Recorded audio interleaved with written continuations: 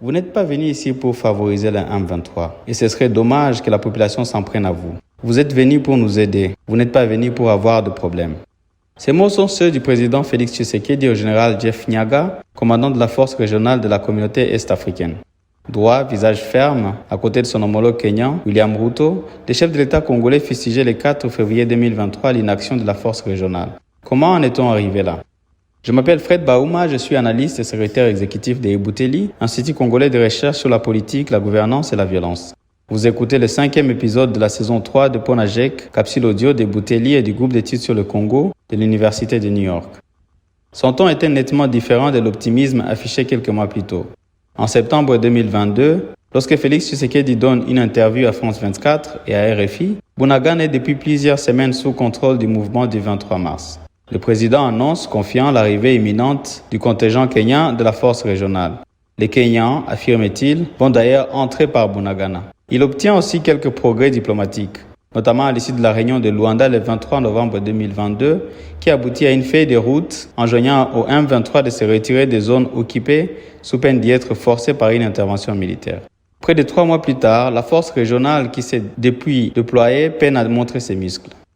Le contingent kenyan, visible dans la ville de Goma, a réussi à négocier une zone tampon vers Kibumba et Rumangabo, mais sans freiner la progression de la rébellion.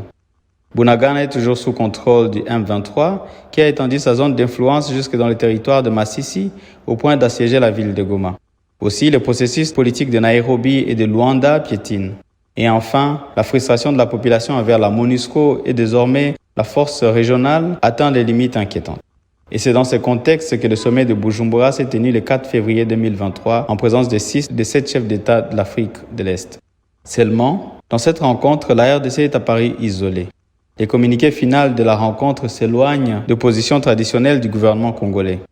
Alors que ce dernier a pour l'instant refusé catégoriquement toute négociation avec les M23 qu'il qualifie de groupes terroristes, les communiqués affirment la primauté du processus politique et d'un dialogue inclusif comme gage d'une solution durable. Ce qui conduit Kinshasa à rappeler dans un communiqué parallèle que le mandat de la force régionale est sans équivoque offensif. De fait, la RDC n'a pas pu faire valoir sa position dans une région où elle évolue désormais seule, tout en ayant ouvert les portes à toutes les armées. Au sortir de ce sommet, Félix Tshisekedi a entamé une grande tournée diplomatique au Congo-Brazzaville, en Angola, en Afrique du Sud et aux Comores. Cela suffira-t-il à mobiliser d'autres alliés? Le Congo continuera-t-il à payer le prix d'une diplomatie amnésique qui a privilégié des intérêts ponctuels avec certains pays au détriment d'un engagement plus durable avec l'Afrique australe? Comment sortir le gouvernement congolais de son isolement régional actuel?